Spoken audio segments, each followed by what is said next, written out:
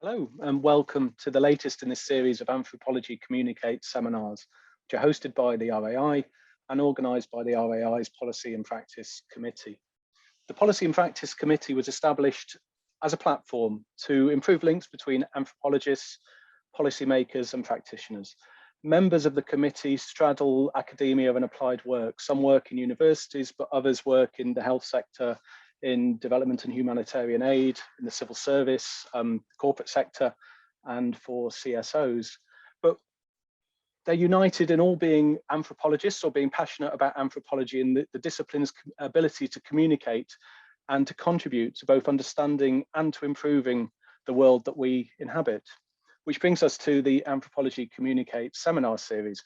We saw this as an opportunity to highlight the unique perspectives that anthropology provides, and thereby to increase the potential influence of the discipline.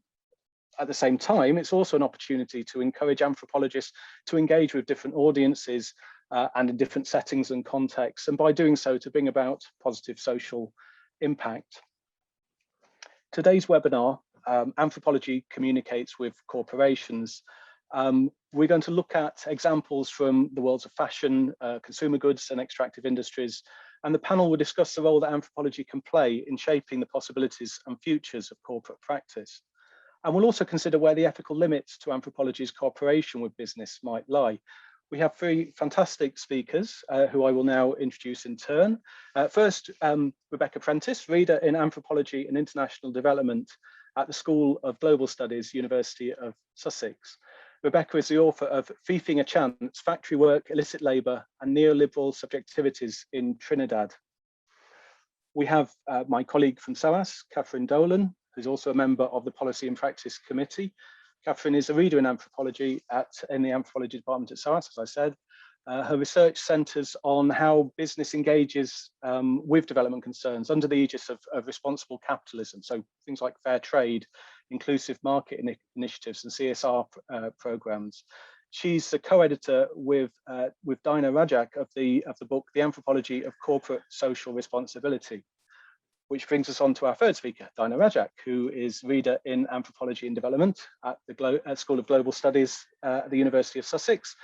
And her work explores entrepreneurship, youth employment, the bottom of the pyramid approaches to development, and concepts of inclusive markets. Dinah is the author of In Good Company, An Anatomy of Corporate Social Responsibility.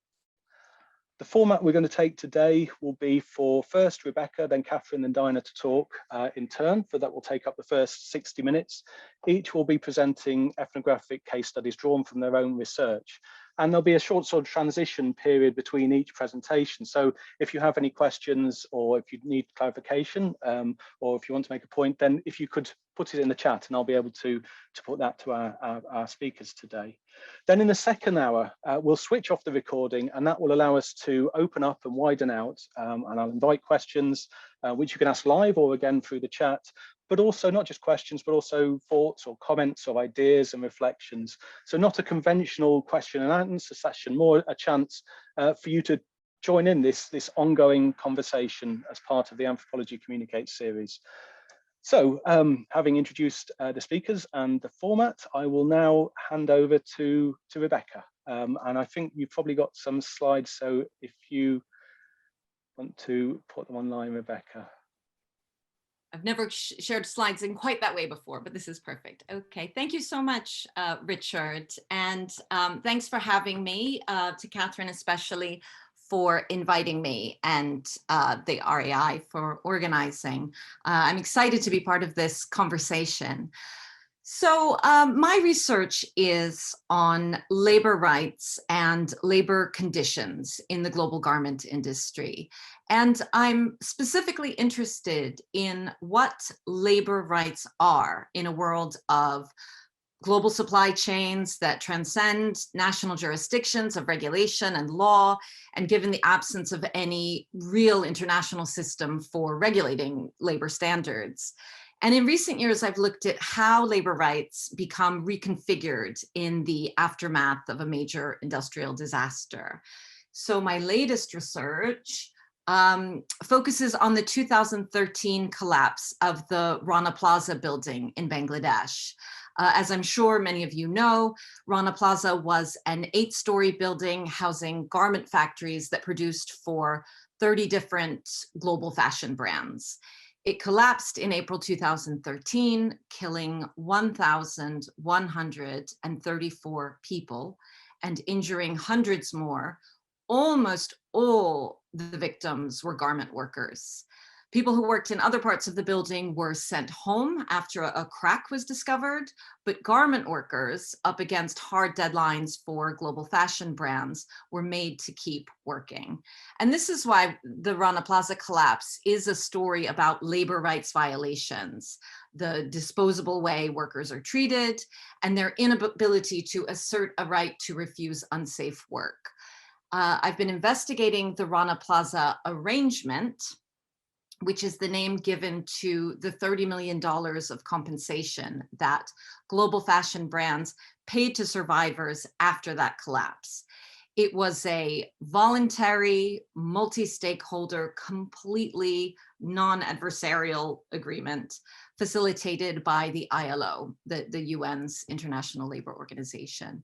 I've been working with an anthropologist at Jahangir University in Dhaka, Professor Mamadul Shuman, on a research project to interview survivors and understand their experiences of claiming this compensation.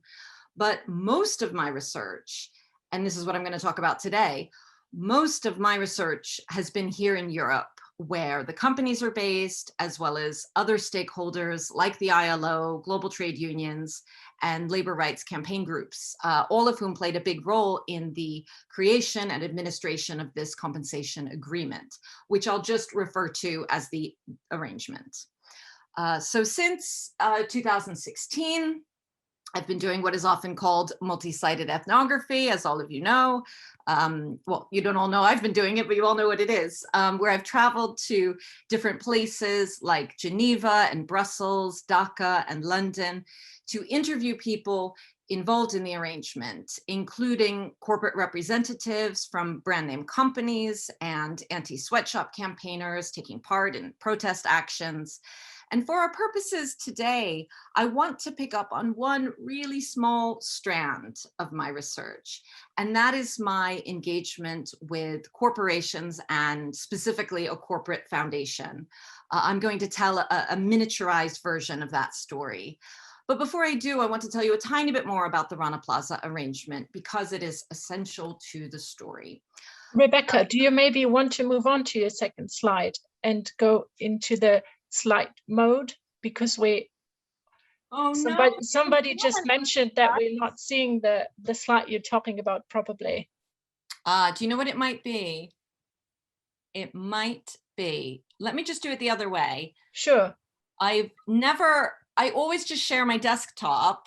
That's what I was saying earlier when I was like, I've never shared slides. There we are. Perfect. And instead I shared just the PowerPoint, but I'd never done it that way before. Okay, so just going back. So this was the image. I don't like to show images of the collapse itself. There's a lot of politics around the kind of imagery of this, but some images and information, including about the Rana Plaza arrangement. And then my images of multi-sided ethnography in different places. And then finally, my next slide. Thank you for letting me know about the slides. So this is, just some nitty gritty about the Rana Plaza arrangement. So this arrangement was quite an extraordinary agreement. The ILO brought together a diverse and contentious group of stakeholders from business, government, and civil society, both Bangladeshi and international actors, to negotiate a first of its kind compensation deal. The backdrop to this is that the Bangladesh labor law, within that law, there is a totally inadequate provision of compensation for occupational injury or death. Without a multi-stakeholder compensation agreement, these families that have lost a breadwinner or individuals suffering from various long-term physical disabilities could end up with nothing. So the arrangement has two important features. First, that the claimants received rights-based benefits, meaning the amounts of compensation they are entitled to under international standards enshrined in ILO conventions. Second, the arrangement is funded by corporations voluntarily with no admission of liability for the disaster or even that they ever sourced from Rana Plaza. So the arrangement is a rights-based compensation for the recipients, but it's funded through a voluntaristic model of CSR. And now, there is tons wrong with this arrangement, not least that survivors still have not seen justice, have not seen those responsible punished, have not been awarded civil damages. Our current research with survivors demonstrates how paltry the payments ended up being and how little they helped people to rebuild their lives. So, the arrangement was the product of elite negotiations that excluded workers. And we can talk about all of that more if you'd like, but I'll proceed with the corporate story for now. So in the course of doing multi-sided interviews with people who had participated in the arrangement, including representatives of fashion brands, I became known as a person working in this space. And at the same time, the arrangement, which concluded in 2015, was being given a new life, an afterlife. The arrangement was being replicated as a model for compensating survivors of other factory disasters, including the Tazreen's Fashions fire in Bangladesh. This was a fire that killed 119 people. And among the brands that sourced from the factory, most prominently was the Dutch-Belgium CNA fashion brand. So the CNA company was hugely involved in that compensation agreement, which was modeled on the Rana Plaza arrangement. And like many corporations found before, they really liked it. They could provide compensation for families without admitting any kind of legal responsibility. And they could trumpet their support for rights-based compensation while these rights were narrowly defined and did not touch corporate liability. The CNA company has a corporate foundation, which has since been renamed, but for our purposes, I'll continue to call it the CNA Foundation. I've just clicked on another slide, so let me know if you can't see it. So this is an image that gives a flavor of their work, a lot of which focuses on women's economic empowerment in the global South. And interestingly enough, the head of my school at Sussex had for years encouraged me to try to get research funding from this foundation. And I had resisted it, quite frankly, because I'm of the belief that the best thing to do for women's empowerment is to pay them properly for their work. And I thought that this foundation, despite being run by some very smart people who I genuinely admire, was engaging in sleight of hand. CNA reaped huge corporate profits by underpaying Bangladeshi garment workers, and then turned around and used a portion of that money to do projects that promote economic empowerment. So CNA Foundation came to me because they heard about my research and made me an offer. They wanted me to capture my findings on the arrangement. What were its different features, the mechanisms for calculating payments, who was eligible, how did it stack up against international standards of employment injury compensation, all of these things in comparison to its replication in the Tazreen compensation and a third one in Pakistan.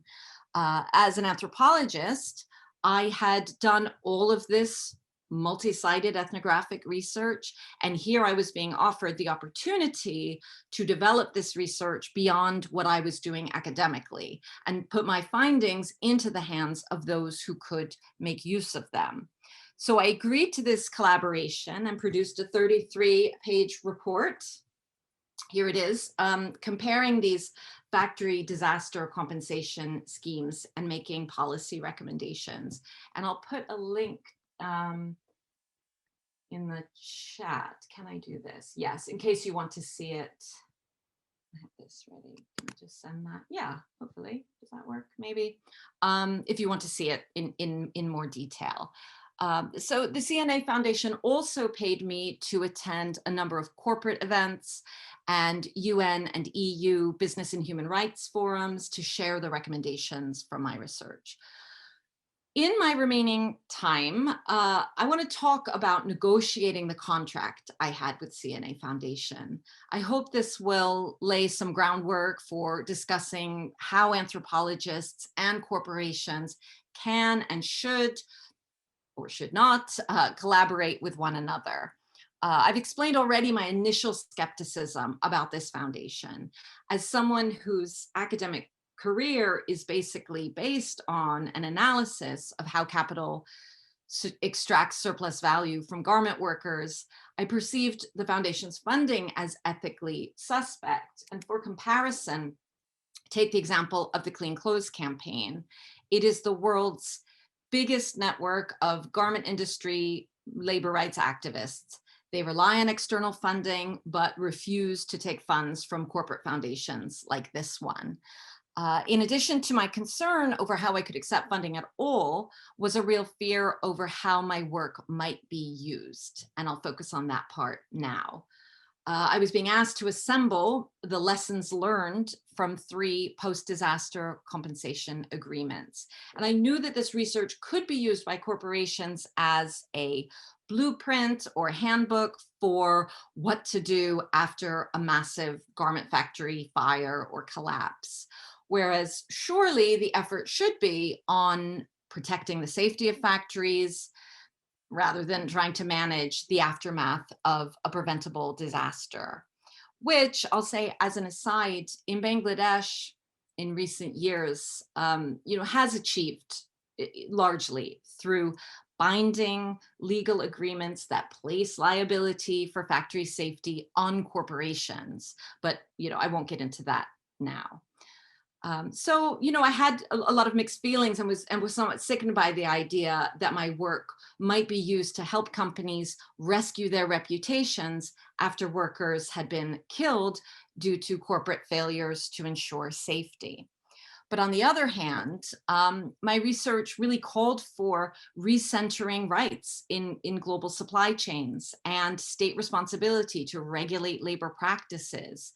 And this was an opportunity to get the attention of people whose influence mattered and present an alternative to the neoliberal privatized approach to labor governance that we've seen in the past 25 years. And I was encouraged by activists in the Clean Clothes campaign to create this report as a document and resource they could use in campaigning against the brands. So I'm coming to the end. I have 2 more slides. So in the negotiation, what did I do? I made sure that I had final independent say over what was in the report, particularly the executive summary and recommendations. Foundation personnel gave me feedback along the way, but these were my independent findings and recommendations. The report was not written to be a face-saving handbook for a corporation that suddenly found itself in a PR crisis over a factory disaster. Its emphasis is on extending and promoting a broad array of rights that had been grossly neglected. Finally, funding-wise, rather than having the foundation pay me directly as an external consultant to produce this report, which is how they operate, I negotiated through my university to have those funds put into a research account to further study of these topics. And indeed, that became the seed funding for our current project with survivors. But discomfort, disability, difficulty and co-optation still happen. To mention 2 things. First, the details in the report could be used by a corporation that suddenly finds itself in a PR crisis over a factory disaster, but at least it calls upon them to engage in a rights-based collaborative process rather than the kind of shallow, unsystematic distribution of resources that are sometimes used to grab positive headlines. Which brings me to an issue we can talk about in the discussion later, which is that fashion brands are extremely image sensitive. They have big marketing budgets. Their ethical reputation is something campaign groups play upon all the time. But as an academic, when I might appeal to a corporation to do the right thing in order to preserve their image, it can feel like complicity. So I'll leave the story there, and I'm happy to elaborate further. And here are some of the questions I'd like to take forward in our discussion. I've talked about the first one. Secondly, what are the ethics of helping corporations avert, prepare for, or respond to disasters that cause harm to individuals and communities? Is it possible to preserve independence and avoid co-optation when collaborating with corporations and their foundations? And finally, what can anthropologists contribute to the business and human rights agenda? And this last question speaks more to my new research, which I'm happy to talk about. Okay, thank you. Thank you, Rebecca. That was absolutely fascinating. In a way, pulling back the curtain on what is often, a set of very opaque, deliberately hidden arrangements, but also, providing these insights into the way your report was produced, which often we see the result, but not the negotiations that go into that. We are accepting, if you want to put a question through the chat to Rebecca, and I notice, Catherine, if you have a question you'd like to ask in person, so do you want to unmute? Yeah, thank you so much, Rebecca. That was just fascinating. I really enjoyed getting to know some of the details of what's gone on.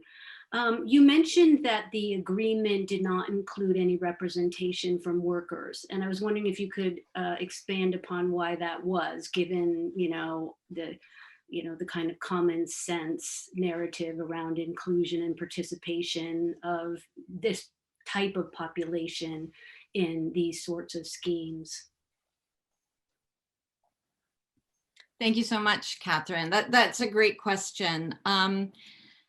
And like with anything having to do with research, I could talk about this forever. So I'm going to try and think of like a concise way to answer. But it depends who you ask whether workers were involved. I mean, this agreement, it is a big deal that it was the first time the ILO had ever participated in a post-disaster compensation agreement. So everything was sort of being invented kind of on the hoof.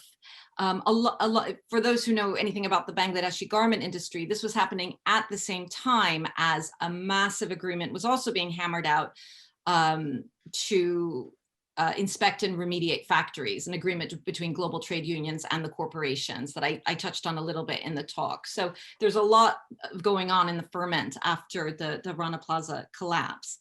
And so, it was driven very much by these activists, by the global trade unions, bringing these corporations to the table. But the corporations also wanted to rescue their reputations and maybe also do the right thing. And so they also were participating. And the way that workers were represented in these negotiations, which took place in Geneva and in Dhaka at ILO offices, it's very like, elite kind of, happening within a bubble kind of negotiations. This was via global trade union representation and representation from trade unions in Bangladesh. Oh, okay. And the thing about Bangladesh in this industry is there is a massive gap between the trade unions, which are national federations and have a lot of links with external donors and are comfortable sitting at the table at the ILO and all of these things, and the everyday experiences of workers on the shop floor. So that's why I would say there was no survivors groups. And in these later replications of the model for Tazreen and Ali Enterprises in Pakistan, there was more attempt, the lessons were learned. There was more of an attempt to actually have a representative of the survivors group sit at the table. So. Thank you. Thank you, Rebecca. It really is fascinating. There's loads of questions I could ask, and I hopefully will get the chance to later, but I think maybe we should first move on to Catherine. But before we do so, just to a few comments coming through in the chat, Rebecca, saying, first of all, from Lars, SOAS, hi Lars, brilliant, thank you, Rebecca. Victoria says, really interesting, thank you. And Kevin says, excellent work, Rebecca, very inspirational, and indeed it is. Catherine, you're sharing your Oh, screen? yes. Yeah, sorry. Wake up, Catherine. Yes, here we go. Sorry. Great stuff. Thank you, Catherine. Okay, now where was that little thing on my jig? Oh, I did it. Yay. That's good. Okay, that's okay. Just looking at the time. Okay, actually, I'm going to kind of touch on some of the themes that Rebecca alluded to in her very interesting presentation. Before I do, I too want to just thank you, Richard, and the RAI for hosting us. It's such a pleasure to be here. And what I wanted to do is kind of step back a little bit in the beginning and to discuss really the issue of anthropologists actually engaging with corporations, sort of the moral tensions and questions that raises, and then move into a little bit of my work. Oh, I've got these little guys. Can I get rid of you guys? There we go. I can't see the slide. Okay, so, you know, I've been working in this field for quite a while now, and there's definitely a reputational split between people that are seen to work with corporations or even do research on corporations, and those that are sort of the heavy hitter academic thinkers. So we have this distinction between this kind of pure academic knowledge and applied anthropology, the latter being, you know, somewhat disdained and also associated with work on corporations. So related to that, there's this kind of dichotomy between anthropologists of business, which is seen as acceptable and again, quite academic, versus anthropologists that are working in business or as consultants for business, who again are kind of labeled or vilified as sellouts and traders. And I think largely this has to do with our kind of collective moral stance as anthropologists, that we align with those whose voices are often silenced or denied a seat at the table, as Rebecca was just discussing. And as a result of that, there's one kind of research that occurs that on corporations, or anthropology of corporations, that's largely done through external funding. Why isn't it going? Let's see. I think I have to use my mouse. Sorry about that.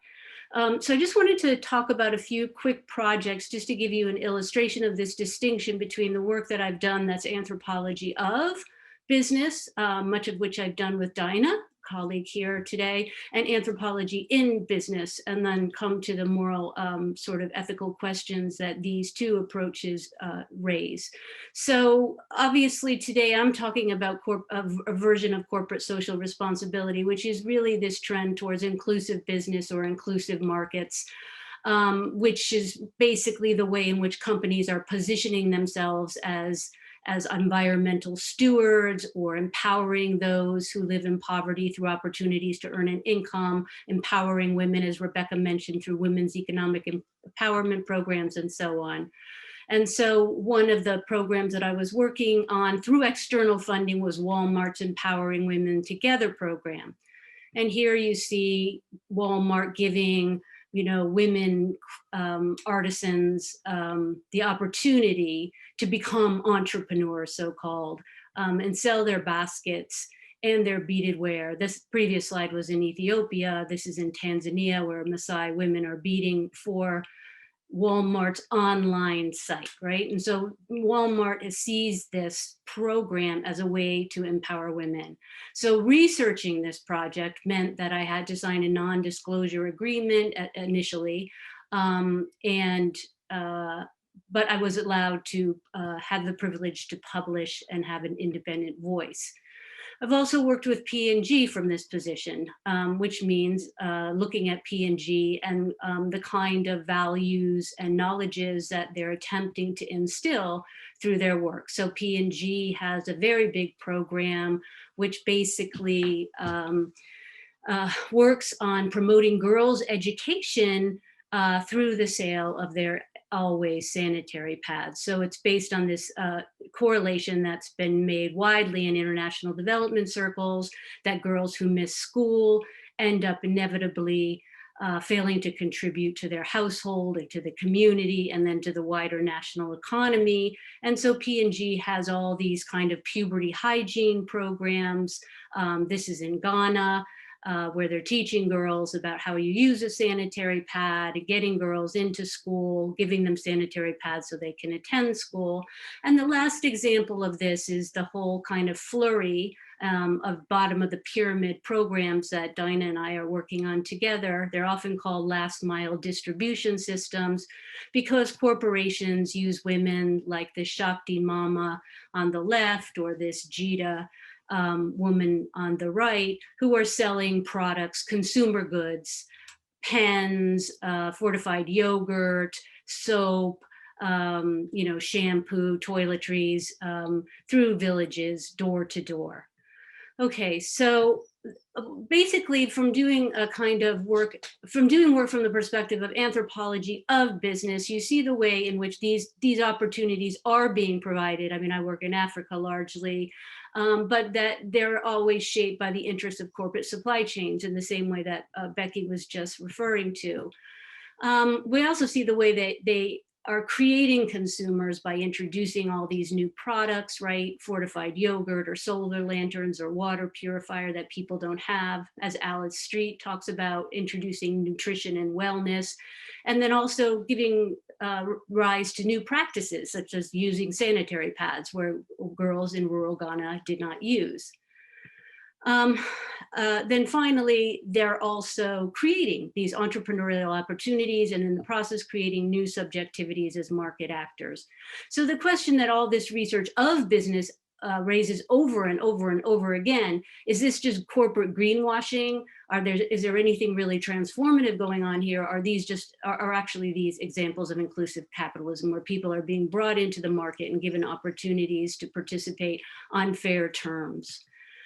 I think that's a question that we can return to during our discussion, but there's another way in which anthropologists work for corporations, and that's where anthropologists choose to do research for or do a consultancy project for a corporation, or they work directly for a company, as in, the Pygmy Hunters article in Fortune, where the anthropologists are, now highly sought after by Microsoft and other tech companies to do user-centered design, et cetera, et cetera. But this raises the question of whether we can actually serve the needs of a corporation in ways that align with our own values and as simultaneously accountable to the most disadvantaged. So how do we actually balance the consequences of engaging with a corporation and the consequences of disengagement? Because disengagement inevitably means a reproduction of the status quo. So I want to give you a quick example of what I mean by anthropology for business through this project, the research project that I did on mutuality in business.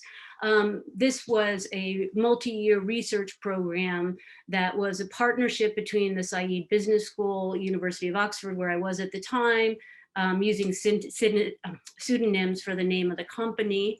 It was a partnership between SBS and Eventa, the internal think tank of this global manufacturer, Foodco.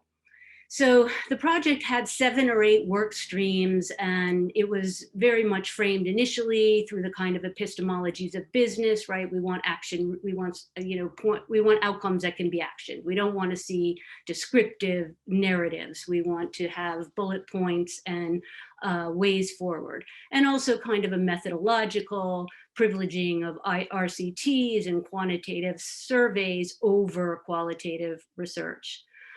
Now, mutuality, which is the ethnographic object that we were studying for Foodco, is one of their 5 principles. And Foodco aspires to be the most mutual corporation in the world. And for Foodco, mutuality is mutuality of benefits, right? So it occurs between the company and its customers and the company and its suppliers. And these benefits that accrue through mutuality are not just financial, but rather they can be social capital, they can be natural capital, they can be financial capital. So the company is basically trying to introduce this idea of mutuality throughout its supply chain to create essentially a fairer more compassionate capitalism. So my work stream was this work stream called Conceptualizing Mutuality, was based on anthropological research on mutuality, and it was done in concert with Paul Gilbert, one of Rebecca and Dinah's colleagues. And our charge was to actually go around and see how visible mutuality was in the corporation. Did people that work in this company know what it is? Could this idea of mutuality travel more widely, beyond Foodco to other corporations and be this foundation for sustainable capitalism worldwide? We had academic independence to publish what we wanted, but we were subject to the requirements of anonymity. And when Paul and I were doing this research analysis and started to write it up, it immediately became apparent to us that it was raising two questions, one in terms of our work as anthropologists, and another in terms of what we could provide Foodco. So Foodco is saying, of course, that it's becoming the most mutual company, it's the most compassionate company, it's the most moral company. And we asked ourselves, well, what does it actually mean to say that corporations are becoming increasingly moral if, as anthropologists, one of our truisms is that all economic action is rooted, embedded within moral precepts. We cannot, as Goodman say, divide economic life from social life, right? So the morality of capitalism is very much a part of the economy. And so yet we were being asked here to evaluate it as if it was some new emerging paradigm that was displacing an amoral capitalism that preceded it. And secondly, we were engaging with the work of many business anthropologists who have actually put forth this idea that we should refrain from pursuing this question because anthropology should not engage with normativity. And so Vilenga, for example, says that the point of business anthropology is neither to speak as a moralist nor to perform a moral evaluation of the corporate world. And on ethical business, Poiré says that anthropologists should not be judging or assessing their relevance or their veracity, i.e. the corporation's ethics. This is not the role of the anthropologist. So I wanted to just now talk to you about the results and then come back to those questions about what is the role of the anthropologist here. As I mentioned, we were charged with identifying how mutuality is conceptualized and enacted in the corporation. And despite Foodco's clarity of this principle, mutuality being its seminal overarching goal, there was no single meaning of mutuality among the workers, the employees, or the associates of the company. So they all tended to draw on what we call different mutuality texts when describing mutuality. It was a distinctive corporate value, or it was a competitive market principle, or it was empowerment, or it was equated with even shareholder value. So aside from the stability of mutuality in corporate language, it actually had very little stability when you started to plumb the meanings of that term within the workforce. And so, like other anthropologists, we see this as a boundary object that's just capable of absorbing the contradictions in the firm. And this was very strategic, right? Because you have this idea that we're all working in this framework of mutuality, but of course we're all working with our own understanding of mutuality, allowing us to people that have different interests, different perspectives to come together, even though come together around this idea of mutuality, even though their perspectives diverge. So the second part of this was to look at mutuality in the programs that Foodco had outside of the corporation, outside of its central supply chains. It has a number of programs all over the world that we would describe as these bottom of the pyramid, last mile distribution systems. And here is the one in Nairobi that operates in Kibera. And these people are selling confectionery products door to door, duka to duka really in this case, and they're called uplifters.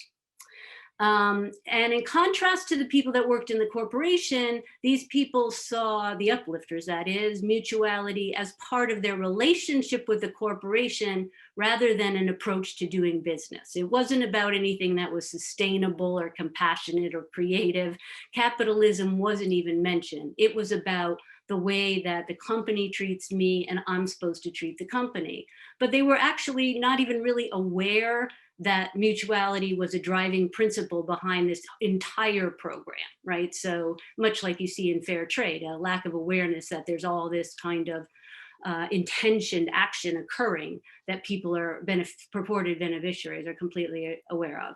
And so what this threw up is the fact that this idea of mutuality is really rooted in different kinds of contexts and different experiences of socialization and identification, which as anthropologists, we would completely expect. Now, so this conclusion that the ambiguity of mutuality accommodates these contradictory kind of business decisions and allows for the smooth operations of corporate practice. This was really interesting to the company. They thought, oh, we can action this by, we can work with this. We can begin to try to solidify what mutuality means in different contexts. It was conflict free. What we wrote was considered to be very anodyne and appreciated. However, the findings on the uplifters, which dealt with how they viewed their relationship with the company as one of patron-client relations, one of precarity. Also we, of course, like all BOP programs, there's an appropriation of social capital occurring here. We wrote a paper, we got a 23-page review of our 20-page paper in response. And this immediately raises a host of questions, and I'm just gonna come to the end here. Because publishing this paper that they wrote 23 pages of rebuttal on, of course, risks corporate ostracism, right? We become stigmatized and we're persona non grata with the corporation. And once we are persona non grata, that means that the status quo is reproduced, that Food Co. can just go on doing whatever it was doing as if nothing had changed. But if we do something, if we don't do something rather, we will not be able to preserve our own moral integrity, right? So doing nothing means our own moral integrity is preserved, but is disturbed. So this raises three questions that I just want to finish here. I know this is kind of a rapid fire talk, but just thinking about the role of anthropologists within business. I think we are asking ourselves whether we should adopt the stance of some business anthropologists today, publishing, for example, very widely in the Journal of Business Anthropology, and retreat from this idea of a normative or evaluative engagement with corporate morality, i.e. we just adopt the role of descriptors, just like we were going in to do participant observation and thick description. This is why the company appreciated our view of mutuality within the firm. It was precisely this kind of non-political engagement. But what if corporate ethics claims actually relate to issues that are of crucial public concern, such as growth, such as social welfare, such as environmental sustainability? If we step back from analyzing the claims and projects of corporate ethicizing, are we not embracing complicity with their underlying practices, i.e. their growth-based approaches? And if we disengage, is this just a form of co-optation? We've taken our hands off the wheel and therefore they can pretty much go on doing whatever they were doing and use the results that we did find for their own purposes. So I think one of the critical final questions that we do have as anthropologists is actually, how do we balance the ethics of engaging with corporations and disengaging with corporations? How do we know when we should adopt one stance or the other? And I think for me personally, it's a very pressing question and one that continually rears its head over and over again. Thank you. Thank you, Catherine. Lots of questions, I'm sure, about this ethical dilemma of engagement and disengagement, or moral dilemmas involved in that. We do have a couple of comments in the chat, which you might anyone got might like that. to respond to. The first from Robert. Might the uneasiness within anthropology working within corporations trace its origins to the move during the 1880s from corporations as a time-limited public enterprise to time-unlimited artificial persons? For example, in the early 19th century view, corporations were progeny of the state, and corporate property, therefore, is a form of state property rather than private property. And I think that's a really interesting question because, of course, you know, we always think about anthropology and its relationship with colonialism, the colonial state, but, you know, disentangling or complicating the idea of the state and its relationship with corporations. And I think one of the things that your work does is it does help to consider, you know, how national boundaries, how legal regimes and how corporations work with the state.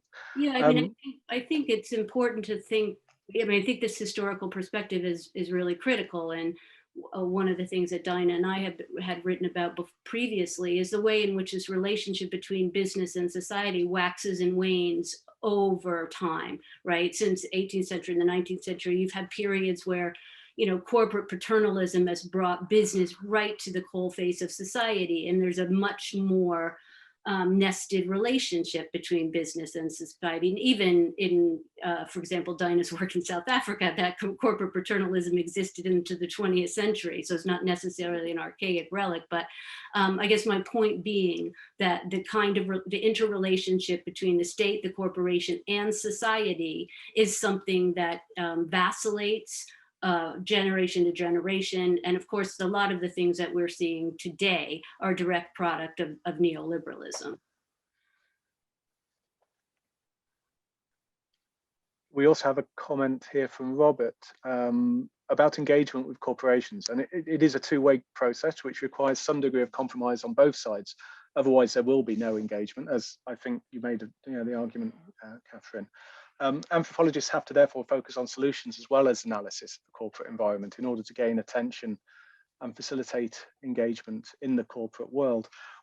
A question that I have, and maybe to the three of you, is about in this distinction between anthropology in corporations and anthropology of corporations. So on the one hand, working for either directly as an employee or on a sort of a contractual basis, for corporations, providing information about stakeholders, employees, working conditions, subcontracting arrangements, supply chains, or in a way, marketing would be one way that anthropology communicates or contributes, but also anthropology of corporations. So turning the studying up, looking at the way that corporations work, looking at the way that they create meaning and stabilize ideas.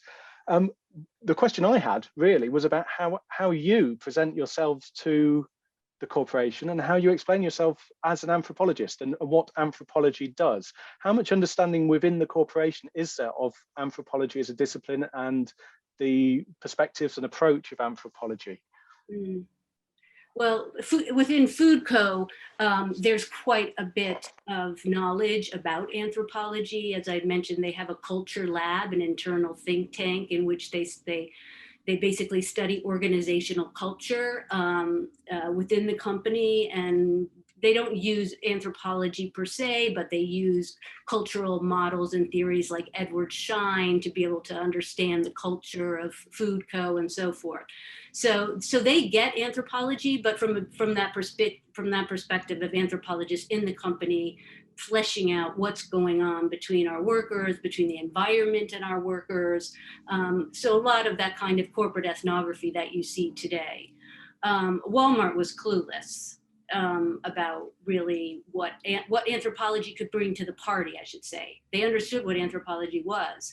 But again, at least in this particular program, and I can't speak to, of course, Walmart as a giant mega corporation, but in this particular women's empowerment program, they want action, they want outputs and outcomes that they can action as a corporation.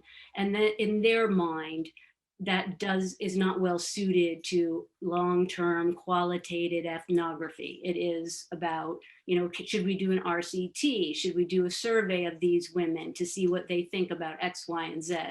So that's a bit tricky because I don't find it challenging to describe what anthropology is, but conveying to them that it's worth actually having a longer term, allowing a scholar to be with the, within the supply chain or within the program for a longer term in order to be able to elicit those kind of insights or more nuanced understanding is hard for them to get their head around, right? They think, okay, you can talk to that program director today and then that's it, right? So the way it's just a different logic that's being applied to the research process altogether, at least in my experience. Rebecca, when you were working with CNA, what was their understanding of the discipline of anthropology and what it brings to the party? Yeah, I mean, it's so interesting to think about these questions, because sometimes these discussions over like anthropology in, anthropology of, get a little bit too theoretical. And then, we kind of wonder, well, what does it really matter? But actually, I mean, one thing I was thinking about listening to Catherine's talk was, is everything we do as research anthropology just because we're anthropologists? Like, is there some use in separating out and going, well, actually, this work I did for CNA Foundation drew a bit on the ethnography I was doing and the anthropological work I was doing, which I develop far more and publish in academic journals, and I bring out in my teaching in lots of different ways, where I'm speaking to audiences that are open to hearing my arguments about, the politics of what's happening within these compensation schemes, and what are the power relations, and how is this embedded within political economy, and all of those things. Whereas some of the work that I produced for CNA or Foundation was, it was me kind of looking at international standards and kind of thinking about how these weigh up. And then separately, I critique the notion of international standards and think about them historically. And so that sort of tension I find really productive. And so I don't think CNA Foundation really cared that I was an anthropologist, because they came to me because of my reputation for working in that space on that issue. And then I thought, oh, I can sneak in my anthropology here. And a lot of people I met kind of through this process actually thought I was a legal person. They would much more address me as somebody who knew about legal things, which I don't at all. So, yeah. I was going to say, what this distinction between in and of, one of the probably the hardest thing I do when I'm determining the title for these Anthropology Communicates sessions is to decide whether it should be Anthropology Communicates in, Anthropology Communicates with, or Anthropology Communicates through. The first bit is set, the final bit is normally quite self-evident from the subject, but it's that middle bit that is difficult. Dinah, do you have anything, to say on this point? And then Catherine, could I ask you as well, there's quite a few questions come up in the chat. If you want to have a look through those, and while Dinah is responding, perhaps you could select some you'd like to answer. Yeah, thanks, Richard. Yes, I think it really also depends so much on the sector. My work over the last 20 years has been involved in primarily the extractive industries. I have more recently, in the last however many years, moved away from, I haven't moved away. I've been trying to extract myself from the extractives for like 10 years, but it always somehow pulls me back in, but have been working with Catherine in this other area.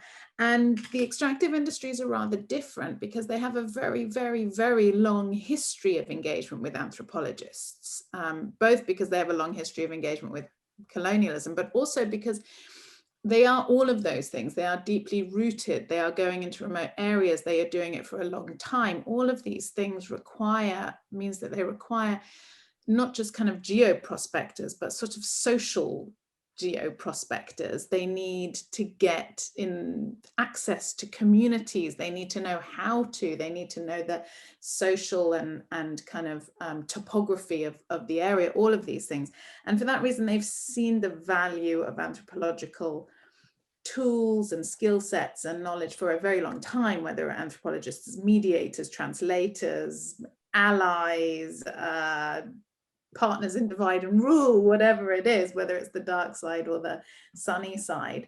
So it's a very different kind of engagement, both when working on corporations, which is primarily what I've done in relation to the extractive industries, because there's no naivety there. Apart from that, in recent years, over the last 20 years, or extractive industry companies have been some of the biggest employers of anthropologists, leaving, well before other corporations were. They said, we need them, we need that expertise. So when you go in as an anthropologist from outside saying, actually, I want to study what you're doing in this case, there's no naivety, there's no sort of lack of understanding. They know exactly what you're in for and what you're interested in and what you want to look at. And that makes it very different from other kind of companies that have been slower to start to engage with anthropologists as a source of valuable resources for the company, right? And so that's where you also see that switch, that kind of, oh, there's something here that we can incorporate and use these resources. And also, I would say, an awareness of what that knowledge can be if used against them. And so I would say there is a kind of strategic kind of resource grab there, as there is there is an intellectual resource here that is useful. So I definitely see that at play. I also always come back to the very beginning of Adam Cooper's book on culture, has a great first line or second line that says, like, in advertising agencies, culture rules the roost now. And then something like, more mass than psychology, anthropology therefore becomes the kind of, not the chef, the person that can deliver culture to marketing, to, so much of what we do, even at the very critical end, is about subjectivities. Well, I mean, who wants to know more about how you create subjects than the retail end? So I think there is certainly, we've seen, and this is the stuff that from the other side, we might be talking about at an open day at Sussex, talking about the exit trajectories of our students. We do want to give them transferable skills. We want them to be useful in the world. And one of that is, of course, one area of that, big area is in the private sector. But I definitely think, well, one of the things I was going to talk about very briefly, and so I won't say it now, is that while the anthropological research response is often said, oh, it's all much more nuanced and the lines are blurred and you can find yourself working on something and then with something, I actually want to reinstate those boundaries and say, actually, no, there's very, very hard political lines here. And if we don't, as anthropologists, if we don't sort of front up about the politics of our position there, and then we're being a bit disingenuous about it, or at least say there's some serious things at stake. So yeah, it's not the same absolutely thing. Yeah. There's a lot of questions coming in and a lot addressed to you, Catherine. I'm going to suggest, actually, if people want to ask questions of one of our panel members today, if they could put their name at the front, and I'd suggest to the panel members, if you want to scroll through and select any you'd like to answer, rather than me trying to look at all and do. Catherine, do you want to respond to any of the questions that have come up so far? Well, do you think we should, I was just thinking maybe we should have Dinah go and then we can open for questions. Sure, yeah. So we don't run out of time.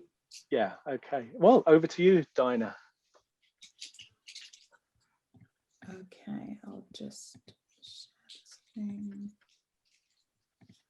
Okay, I have only 2 slides, and neither of them are really necessary. They're just to have some images in the background. I'm also going to skip all the ethnographic stuff and be really unanthropological because we're in the second half and I think people are, well, itching for discussion. So I'm really just going to pick up on a few of the threads, seeing as, Catherine and Rebecca have already presented such kind of rich case studies. And the first is to come back to this question of the politics of our position, to really draw out a few more questions about that. One of the things that's come up, and I'm going to start by going back to the point where Catherine ended, which was the quote from Catherine's going to have to remind me of the author's name, writing about business anthropology, that anthropologists should not be engaging in a normative way with the kind of moral dimension of corporate activity, but in a descriptive, analytical way, chronicling it, recounting it, trying to understand it. And I have, one of the things that has always motivated my engagement and interest in corporations has been a concern for the way in which politics is translated into morals, or translated into ethics, right? And so that whether from inside or from those anthropologists, those business anthropologists advocating that this normative perspective is the wrong position to be taking, calling it, categorizing it as normative is already, for me, depoliticizing. Because what it's doing is essentially, it's taking what is at stake in these tensions, in these struggles, and they are power struggles around incompatible interests or conflicting interests, whether they're interests between workers seeking compensation or seeking recognition for the damage and the harm that's been done to them, and a corporation trying to keep intact their brand, whether it's conflicting interests, incompatible interests between an indigenous group and a particular area of land and a company wanting to mine it for gold, or whether it is incompatibility between signing up to the Paris Declaration and all being on board for trying to keep us to right.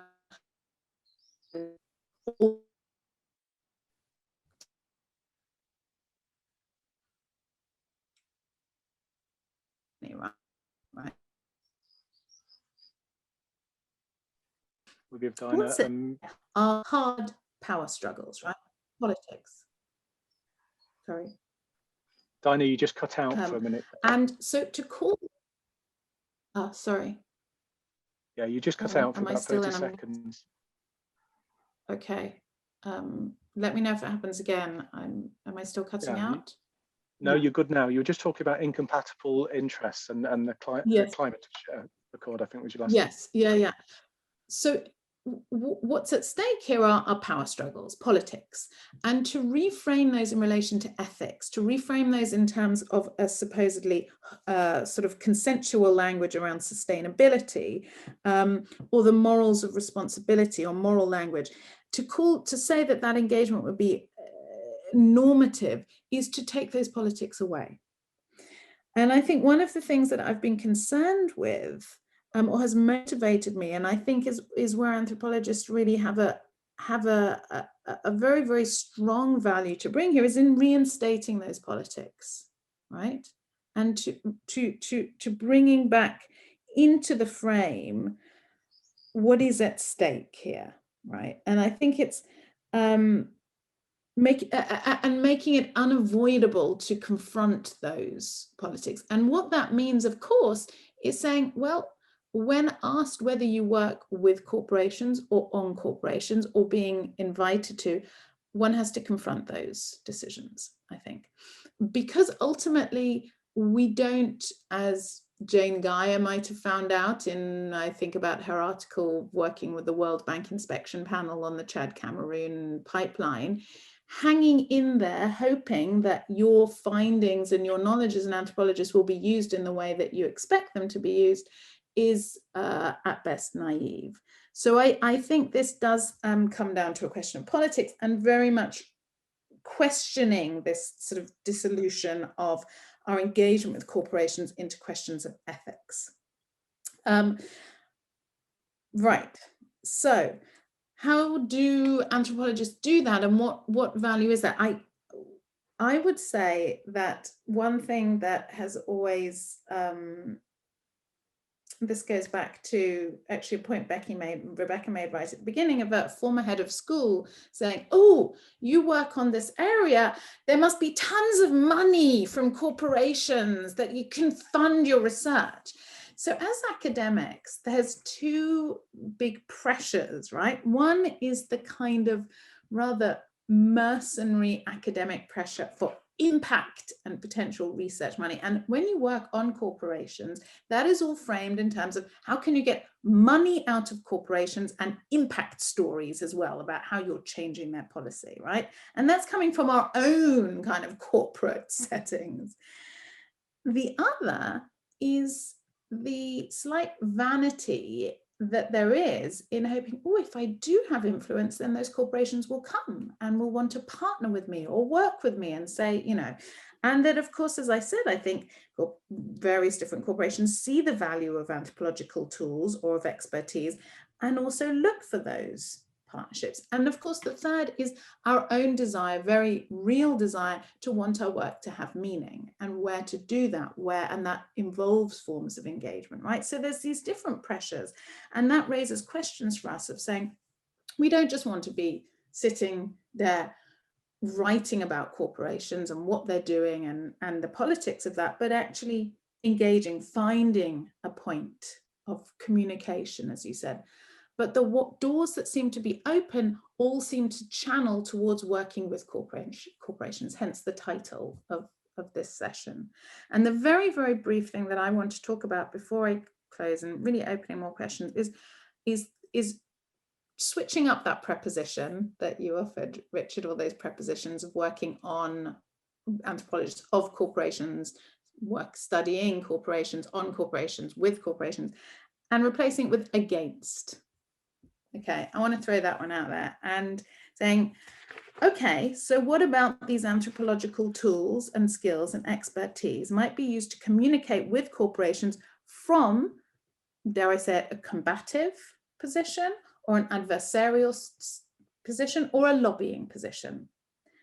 And for a long time, I looked at that, and mostly where that came about, it was again in anthropologists in the extractive industries as knowers of the people, you know, that if you're the kind of, you know, if you're the voice of the community, and that's a voice that's been, we know, at times used very much by corporations, couldn't you be a voice of the people, of the community from the other side? As Stuart Kirsch has put it, a reverse anthropology. Yeah, okay, but what about at other ends? And more recently, I think really looking at Rebecca's work and a case that I was involved with is a recognition that today, as much as this immersive work within communities that might live in the wake or the shadow of mines or be trying to resist them, anthropologists work in multi-sited ways along the chains. And one of their skills, one of the things they can do is bring those connections together, as Catherine was showing, and show those flows of value and values and where they're being extracted, and the connections, the causal connections, and the ways in which different kinds of elite relationships enable that extraction. So to bring back in the agency of the powerful and how those relationships and those global networks that seem to diffuse accountability are actually structured by let's call it big world players, people with power. And I think that multi-sided methodology has a lot to offer there to groups that are trying to find points of pressure and traction in communicating with corporations in a more adversarial way. And so one of those I just want to talk about is the Plough Back the Fruits campaign, which was led partly by the Rosa Luxemburg. It was a big collaboration with some artists and some anthropologists and the Rosa Luxemburg group in Vienna. And it started with another kind of accusations of complicity of a corporation, a corporate complicity in the Lonmin's involvement in the Marikana massacre, where 40 striking mine workers were shot dead by police at the Marikana platinum mines in South Africa in 2012. And there was a lot of work done on the ground trying to push for get some compensation for the families of those mine workers, and to get some, you know, support for them. But what this Plough Back the Fruits campaign did said, let's go to the other end of the chain and try to put pressure there, not to the shareholder meetings of Lonmin, but to Lonmin's customers. And one of Lonmin's biggest customers, BASF, going even higher to this along this corporate chain. That's one of the problems with extractives, is we don't really think of ourselves as consumers of recycled platinum when we buy a mobile phone, or nobody drives past a Shell garage thinking, I don't really like Shell's reporting on climate change this year, I'll go and find a BP garage instead, right? So they went to BASF, right? This huge German conglomerate that works in plastics, one of the biggest customers for raw material, for metals and minerals. And they said, well, let's put the pressure here on shareholders here, and let's push it back down the chain, right? And try to get back down to having an effect on the ground. And I'm just going to sort of leave it there. I can talk more about that if there's questions. This could be the same. It's something that very much reflects Rebecca's work in terms of global production networks, is in the role of anthropologists in using their resources, using their expertise, and using their multi-sited methodologies to make those connections in order to actually have an impact with groups that are lobbying, putting pressure on, or working in a slightly more adversarial position with corporations. And I'll leave it there because we're running out of time. Oh, and that was the second slide, just to throw that out there in terms of challenging some of those oxymorons that might see us happily working alongside companies.